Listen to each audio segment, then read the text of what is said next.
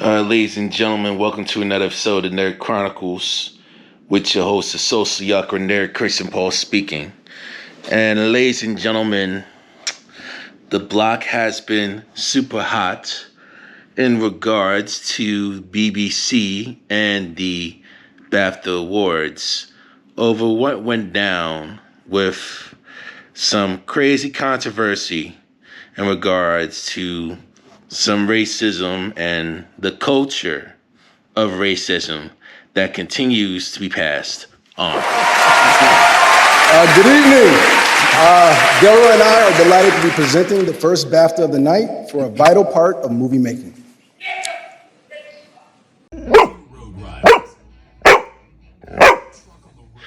So many of y'all know about the story in regards with John Davison here, who has been having Tourette's syndrome for the majority of his life. And I do want to try and give a little bit of a side note. Tourette's syndrome is mainly a neurological disability and a neurological disorder that definitely affects your motor movement at any given random points throughout your life. Whether it could be like certain twitches, certain movements with words, certain mispronunciations, the whole 9 yards. It's like a very, very sensitive and difficult injury to actually mainly get by with this type of condition. And I do have sensitivity for those people due to those ordeals that suffered through this, because I grew up having a learning disability. I was in a special education class with kids that have that condition, kids that have worse issues than me, very stronger cases of autism, Down syndrome, literally the whole 9 yards. I actually had a friend, God rest her soul, that suffered personally.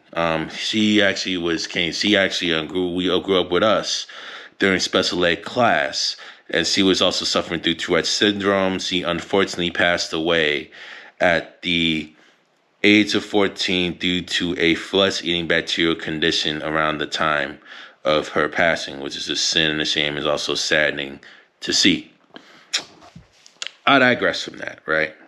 So, Mr. Davison has basically said the N-word at random times, literally all the way up in public, and the block has been hot, so much so that the host of the Traders on Peacock ended up trying to make a public apology to actually try and have folks mainly try to, I don't want to say even calm down. Let me actually try and just get the video so I can try and be sure to clarify what has mainly been said. You may have heard some strong and offensive language tonight. If you've seen the film I Swear, you will know that film is about the experience of a person with Tourette syndrome. Tourette syndrome is a disability, and the tics you've heard tonight are involuntary, which means the person who has Tourette syndrome has no control over their language.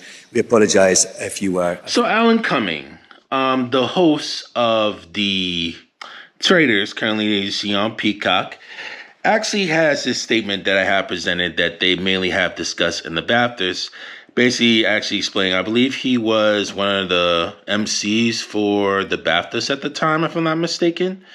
So basically what I am actually looking at, if I'm reading from Variety here, it basically says, you may have noticed some strong language in the background. This could be part of how Tourette's syndrome shows up for people as the film explores that experience. And then they said, thanks for your understanding and helping create a respectful space for everyone. And they said Tourette's syndrome is a disability, and the tics you've heard tonight are involuntary. Yes, I understand about the tics, and I understand the motor stuff that's there, meaning that the person with Tourette's syndrome has no control over their language. We apologize if you're offended tonight. Now, here is my issue with the whole thing.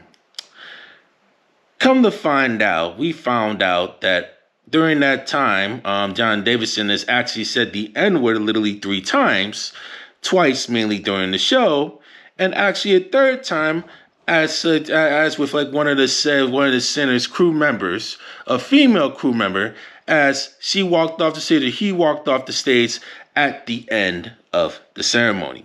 Not Hannah Beachler saying that this happened 3 times, y'all. Hannah Beachler is a set designer who was nominated for a BAFTA for her work on the movie Sinner. In a series of tweets, she shares that this happened 3 different times. His tic, Tourette's, he was just 3 different times. So I don't know if it's because every single time he saw a person of color, it just triggered it.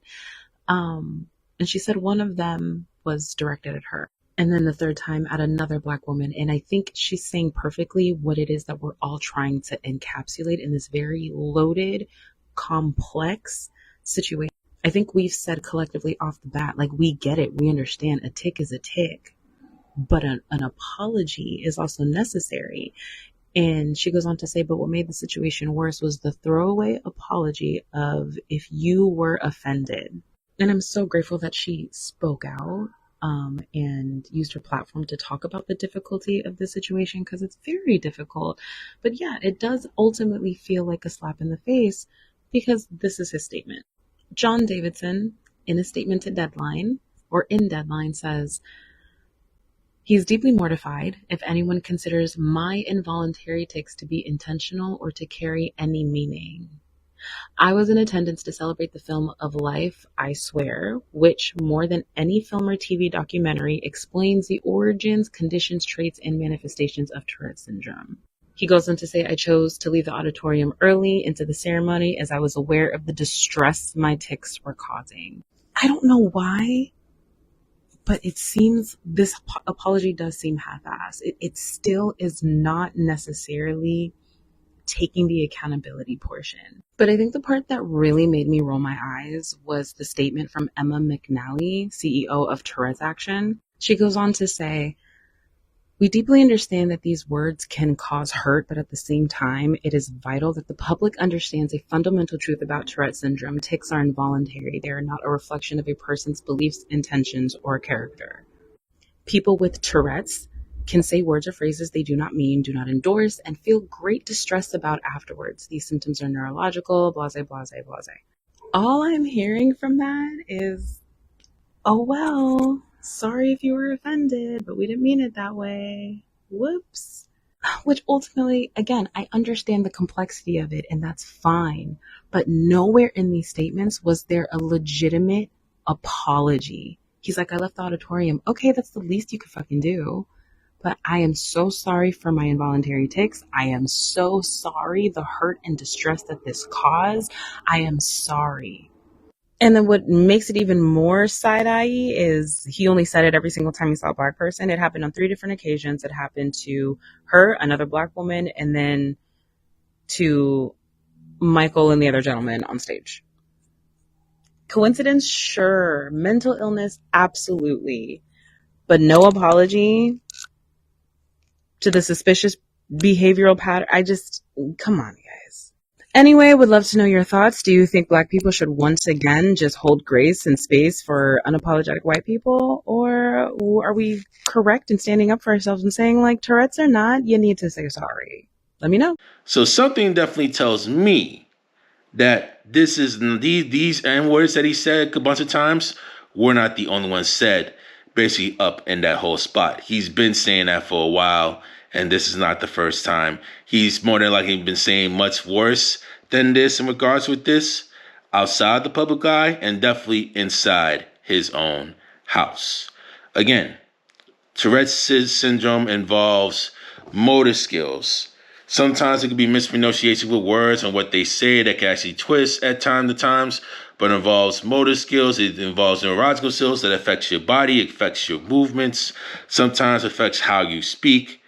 But that N-word that comes by, if you want to try and actually discuss something that's definitely different. But the other situation is you actually yell out the word. That is a huge cause of there's a huge issue that actually take matters with. Now, what's even worse is that BBC and BAFTA, the way they actually handled the airing of the BAFTAs, which is on a 2-hour tape delay. Mind you would basically a BBC and BAFTA will basically like censor all the homophobic slurs and homophobic remarks. They'll even censor like phrases like Free Palestine. And lastly, to all those whose parents migrated to obtain a better life for their children, to the economic migrant, the conflict migrant, those under occupation, dictatorship, persecution, and those experiencing genocide, you matter, your stories matter more than ever. Your dreams are an act of resistance. To those watching at home, archive your loved ones, archive your stories, yesterday, today, and forever. for Nigeria, for London, the Congo, Sudan, free Palestine. Thank you. But yet you won't even censor the N-word mainly on live TV. That's to actually tell black people something literally right there, that they don't respect you no matter what you do. BBC nor BAFTA nor John Davison do respect you no matter what you do, no matter what you build. It does not matter if you're a legitimate actor like Michael B. Jordan, like Delroy Lindo. It doesn't matter how well dressed you are. It doesn't matter how articulate you speak. It does not matter if you're really clean cut or clean shaven. Okay? Whether you're actually coming from the streets or whether you're actually a billionaire. It's actually even worse if you actually try to elevate yourself and actually make more money than them or even dress better than them, right? They don't like you. And they're going to do everything they can to actually try to literally put you in their place whenever I feel like it, just because they have an evil narcissistic mentality. Many people feel that racism is prejudice, and others definitely feel that racism is prejudice plus power. Me personally, racism is a combination of prejudice, power, and narcissism, right? The narcissism part comes mainly into play where, the racists here or people that actually practice that culture of racism mainly want to try and lead into somebody that they feel is a different color or that they view as less than, so they can try and absorb all of their knowledge and try and be energy vampires, at least offer them. This to make sure they literally feel make themselves feel good and actually literally try to survive in their demented mind, given their culture, right? That's what mainly makes them feel good, and that's how they mainly try to leech off people and literally try to steal, literally try to manipulate. That's literally narcissism 101 right there. It's definitely a combination of prejudice, power, and narcissism by way of domination, manipulation, and trying to literally backstab and literally trying to railroad all these other different groups of people, especially black people, okay, from actually reaching their true potential or from literally doing the right thing. And yes, John Davison eventually actually made some quick apology. And even when Alan Cumming trying to say, hey, we should be sensitive. Oh, we should be thoughtful about this. Oh, Tourette's is making them act this way. No, it's mainly been a culture, apology not accepted. Okay. Because again, homeboy got caught, literally up in full-time, real-time, 1080p 4K. John Davison mainly got caught down to the ordeal, and Alan Cummings is literally trying to actually minimize the whole blow and actually trying to minimize his nature based on what's going on. Is actually trying to minimize the situation instead of actually having him apologize right in front of the immediate public to actually try and melt the whole situation down, which he definitely could have done behind the scenes. If it was mainly one time, it was incidental, and if he had enough sense, saying, oh, shoot, what the heck I do? And he swiftly apologized, fine. That's no big deal. That's definitely no issue. But him literally saying it 3 times, and again after the show, no. That's literally been in him. And Cummings, with his situation, I get the whole explanation with the whole tick syndrome, but no. It's way, way deeper than that. And my issue with Alan Cumming is you want to try and come by and tell black people primarily how to regulate their emotions. You know what I'm saying? It's very funny. It's very funny how you will go by and actually tell us how to regulate emotions and actually be more sensitive towards some of his ills that's actually mainly going on. But when Kyrie Irving was trying to learn more about his history and actually trying to learn through Hebrew Israelites that came on, all he did was post like a simple leak. He didn't actually make any slurs. He didn't try and make any mannerisms that insulted the Jewish community. But the moment they posted that link, all these anti-Semitism coming by, much of the Jewish community really went down on his neck, and many of them are of that white persuasion. So there's one form of hypocrisy literally right there. And don't even get me started with the whole learning disability stuff that actually mainly goes on, which I actually truly want to discuss personally in regards with Mr. John Davison. I personally still have 2 close white friends. Very close, mainly to this day. We all have various levels of autism. I never heard one time from them personally literally shout racial slurs at me, literally belittle it with racial innuendos, never even disrespecting me racially, literally down the core, whether they're away or whether we're in person. I've never heard any of them mainly do that. I have 2-3 close friends that never acted this way in front of me in person.